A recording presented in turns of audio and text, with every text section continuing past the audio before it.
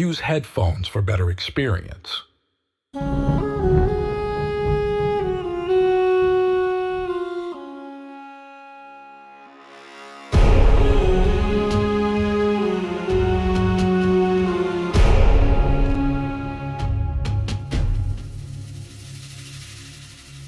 मैं भारत हूं।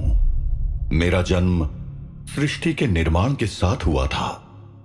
मैं पिछले युगों में था, इस युग में हूं और आने वाले आदि अनादि काल यानी सभी युग तक रहूंगा।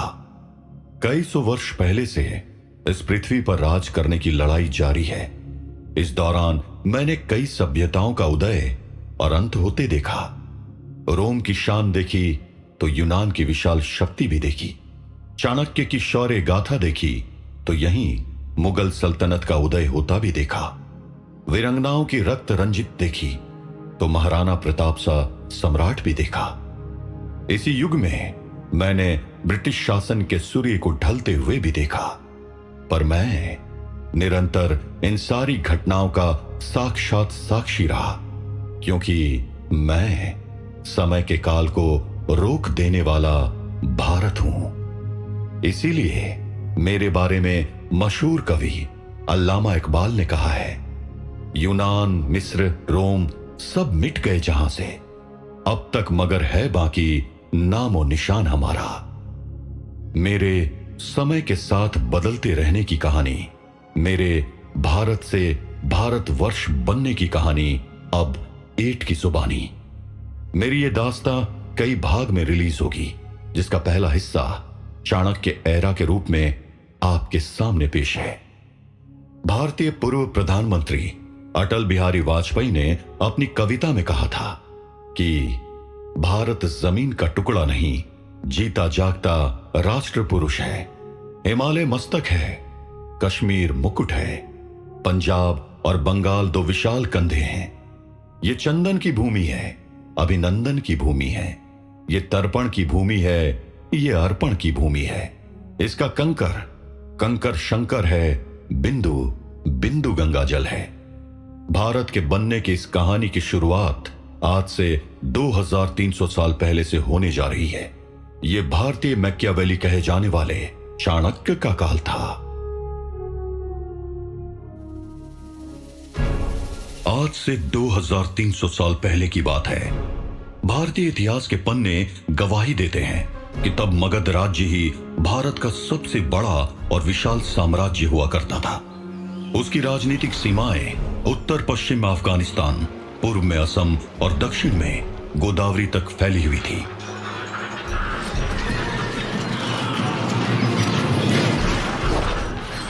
जब सिकंदर की नजर दुनिया को आईना दिखाने वाले देश भारत पर पड़ने वाली थी, तभी मगध में नंद वंश के अंतिम महाराज धनानंद का राज चल रहा था।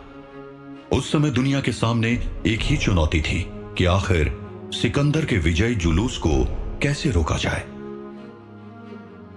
तब आचार्य चाणक्य को ख्याल आया कि अगर सिकंदर को कोई टक्कर दे सकता है और उसे भारत में अगर कोई रोक सकता है तो वो केवल मगध राज्य ही है।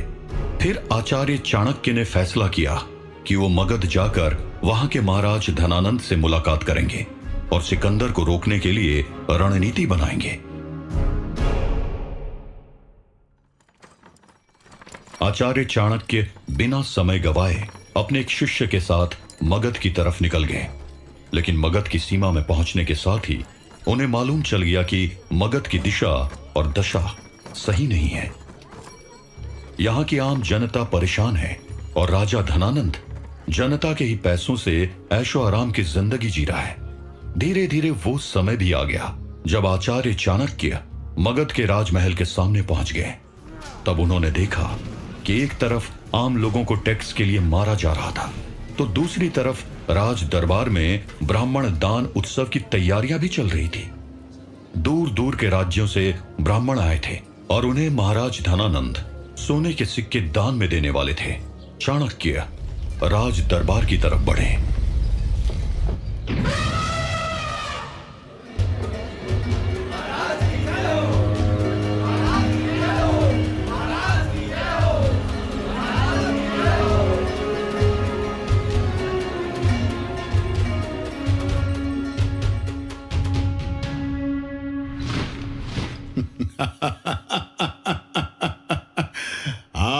आचार्य, आओ। धनानंद के दरबार में तुम्हारा स्वागत है। बहुत ही उचित अवसर पर आगमन हुआ है तुम्हारा। प्रणाम महाराज। ब्राह्मणों सुनो, मेरे राज्य में धन की कोई कमी नहीं है। संपत्ति की वर्षा हो रही है। ये सब इसीलिए हो रहा है क्योंकि महाराज धनानंद अत्यंत सामर्थ्यवान और शक्तिशाली महाराज है। मेरे यहां स्वयं कुबेर विराजमान है, परंतु धनानंद दान देना भी जानता है। और आज दान पर्व के अवसर पर सभी ब्राह्मणों को दान दिया जाएगा। महामंत्री अमात्य राक्षस। जी महाराज, आज्ञा दीजिए। ब्राह्मणों को नाम लेकर बुलाओ। उन्हें मैं स्वर्ण अशर्फियां दान में दूंगा। उन्हें भी तो ज्ञात होना चाहिए कि आखिर धनानंद कौन है, हाँ?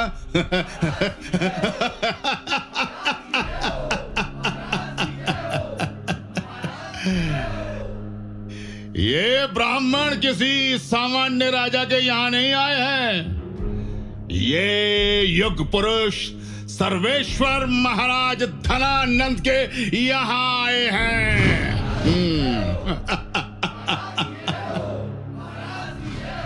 जो आज्ञा महाराज। महाराज के समक्ष सबसे पहले चाणक्य पधारें। प्रणाम महाराज। आचार्य, ये स्वर्ण अशर्फियां तुम्हें मेरे स्वर्ण काल का स्मरण करवाती रहेंगी। रुकिए महाराज, मैं यहां दान लेने नहीं आया।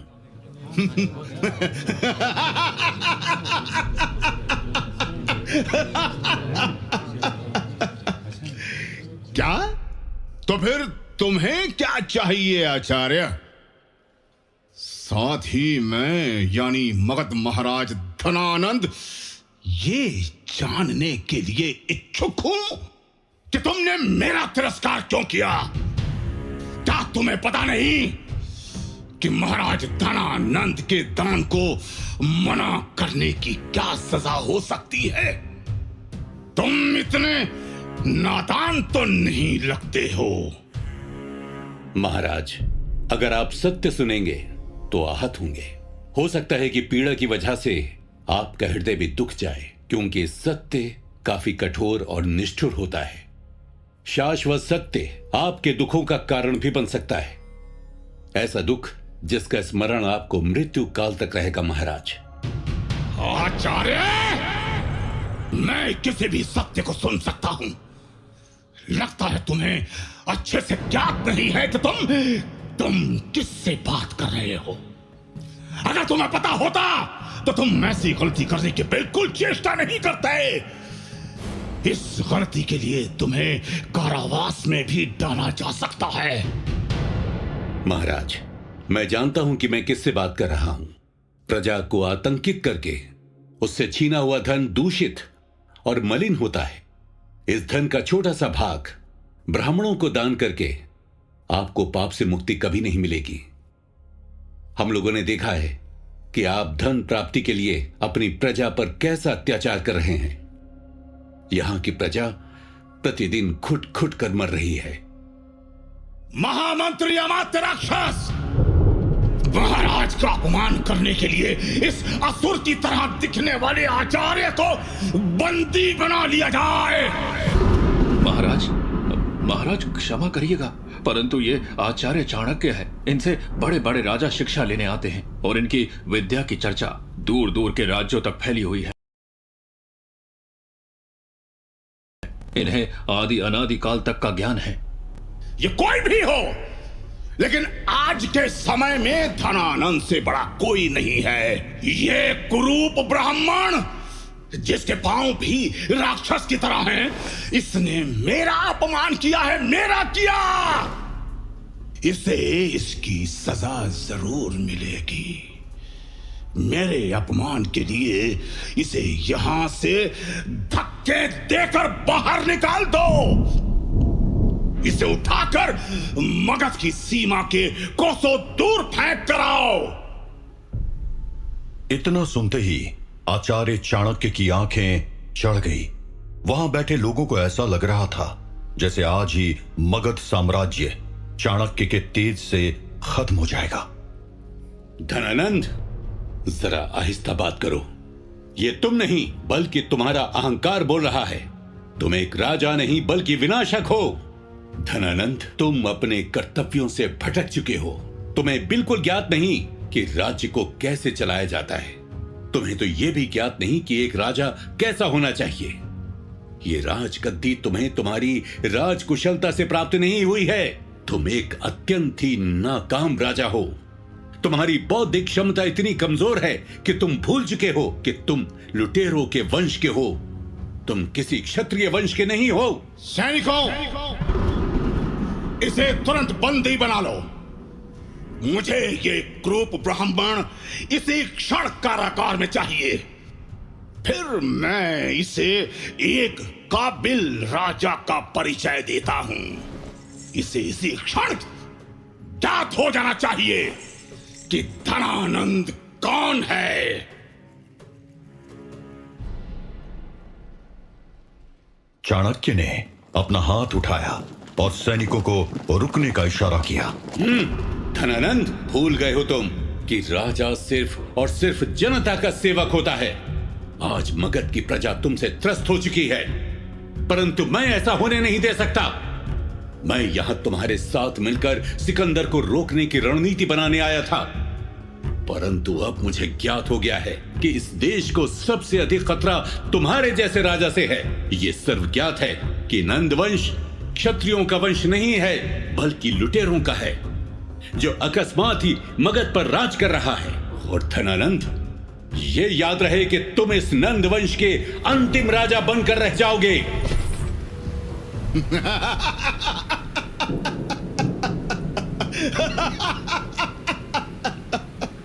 आज के दिन मैं अर्थात चाणक्य अग्नि, आकाश, जल, वायु और अपनी समस्त शिक्षा को साक्षी मानकर यह प्रतिज्ञा लेता हूं कि जब तक तुम्हारा संपूर्ण साम्राज्य का विनाश नहीं कर दूंगा, मगध की प्रजा को तुमसे स्वतंत्रता नहीं दिला दूंगा और एक चक्रवर्ती राजा की खोज करके अखंड भारत की तस्वीर सुनिश्चित नहीं कर दूंगा, तब तक अपनी ये शिखा नहीं बांधूंगा।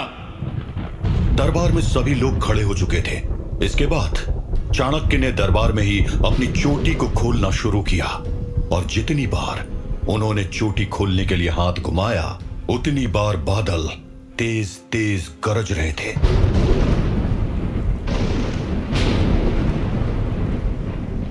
मगध साम्राज्य के दरबार में कौन राजा धनानंद को चुनौती दे रहा था? आखिर कौन कह रहा था कि मैं अखंड भारत का निर्माण करूंगा? आपको बता दें, अखंड भारत की कल्पना कोई 100-200 साल पहले नहीं की गई थी। यह भारत अंग्रेजों की देन नहीं है और ना ही अखंड भारत की पहली कल्पना सरदार पटेल ने की थी, बल्कि अखंड भारत की पहली कल्पना आज से 2300 साल पहले की गई थी। और जिस महानायक ने कश्मीर से लेकर कन्याकुमारी तक और गंधार से लेकर असम तक एक भारत की सोच रखी थी, उसे दुनिया के इतिहास ने 3 नामों से याद रखा: विश्वगुप्त, कौटिल्य या गुरु चाणक्य।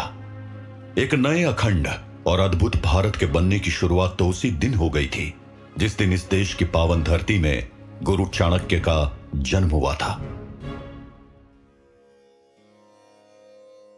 चाणक्य की माता का नाम चनेश्वरी और पिता का नाम चनक था। वैसे तो किसी काल से चाणक्य को परिभाषित नहीं किया जा सकता है, लेकिन फिर भी उस समय के भारत को महाजनपदों का भारत भी कहा जाता था। उस समय का भारत जनपदों में बटा हुआ था, जिसके मुख्य जनपद कुछ इस तरह नजर आते थे: काशी, आज का वाराणसी; कौशल, आज के समय के अयोध्या, फैजाबाद के आसपास का क्षेत्र; मगध, आज के पटना और गया का इलाका; वज्जी, बिहार के दरभंगा के आसपास का क्षेत्र; अंग भागलपुर मुंगेर के आसपास का क्षेत्र, मल्ल आज का देवरिया उत्तर प्रदेश, चीतिया आज का बुंदेलखंड और मध्य प्रदेश, वत्स आज का प्रयागराज, अवंती आज का मालवा मध्य प्रदेश, मत्स्य आज का जयपुर राजस्थान, कुरु आज की दिल्ली और हरियाणा, पंचाल आज का उत्तरी उत्तर प्रदेश, शुरासेना आज का मथुरा, स्मका दक्षिण भारत की गोदावरी नदी घाटी के आसपास का क्षेत्र, और गंधार पेशावर और रावलपिंडी जो कि आज का पाकिस्तान है। ये सब उस दौर के महाजनपद हुआ करते थे। इनके अलावा भी छोटे छोटे राज्य थे जहां शास्त्र और राजा की इच्छा के अनुसार राजपाट चलता था। वो वक्त 3री शताब्दी ईसा पूर्व का था। उस दौर के मगध में गौल्य नाम का एक गांव हुआ करता था जो कि आज के पटना के आसपास का क्षेत्र है। इस गांव में कई ऋषि मुनि और विद्वान रहा करते थे। उन्हीं में से एक आचार्य चणक भी थे। पेशे से आचार्य चणक अध्यापक थे। आचार्य चणक और उनकी पत्नी शिष्यों को अपनी संतान की तरह प्यार किया करते थे। लेकिन एक सत्य यह भी था कि अभी तक आचार्य चणक दंपत्ति की कोई संतान नहीं हुई थी। समय का दौर गुजरता गया और आचार्य चणक को एक दिन खुशखबरी मिल गई। उनके घर संतान का जन्म होने वाला है। वो और उनकी अर्धांगिनी माता पिता बनने वाले हैं। आचार्य चणक के घर खुशियां आने वाली है। इस बात की खबर अब पूरे गांव में फैल चुकी थी। वैसे तो चाणक्य का जन्म कहां हुआ था इसके ऊपर कोई एक राय नहीं है, लेकिन प्राचीन जैन ग्रंथ परिशिष्ट पर्व के मुताबिक चाणक्य का जन्म गोल्य नाम के गांव में हुआ था। धीरे धीरे समय बीत रहा था। 9 महीने पूरे हो गए थे। उस दिन आचार्य चणक अपनी कुटिया के बाहर व्याकुल होकर टहल रहे थे। उनके माथे पर भी चिंता की लकीरें देखी जा सकती थी, लेकिन यह चिंता ज्यादा समय के लिए नहीं थी। कुछ समय बीता और आचार्य चणक की कुटिया से एक महिला बाहर निकली। आचार्य, प्रसन्नता दिखलाइए। आपके मुख पर प्रसन्नता के भाव नजर आने चाहिए। और हाँ, गांव वालों को भी न्योता दे दीजिए। बधाई हो, आपको पुत्र रत्न की प्राप्ति हुई है। क्या? मुझे पुत्र रत्न? एक बार फिर से कहिए कि क्या मैंने सही सुना? मुझे ऐसा प्रतीत हो रहा है कि मैंने कई दशक बाद ऐसे शब्दों को सुना है। जी हाँ आचार्य, आप पुत्र के पिता बन गए हैं। शिशु और उसकी माता दोनों कुशल मंगल हैं। इतना सुनने के बाद ही आचार्य चणक की आंखें नम हो गई। वो बहुत ज्यादा खुश हुए और महिला के प्रति अपना सम्मान व्यक्त किया। फिर पूरे गांव को न्योता दिया और धूमधाम से इस दुनिया में अपनी संतान का स्वागत किया। इसी के साथ इस देश में सियासत की नई परिभाषा लिखने वाले का जन्म हो चुका था। इस देश को मासूमियत के रूप में ही सही, लेकिन चाणक्य मिल गए। आचार्य चणक को उनका पुत्र तो मिल गया था, लेकिन अभी उनके सामने कई चुनौतियां आनी बाकी थी। अभी चाणक्य के बारे में ज्योतिषाचार्य की भविष्यवाणी बाकी थी, जिस भविष्यवाणी ने चाणक्य के माता पिता की चिंता को बढ़ा दिया था। और जन्म के साथ ही चाणक्य के मुख में एक दांत था। आखिर उसका क्या राज था?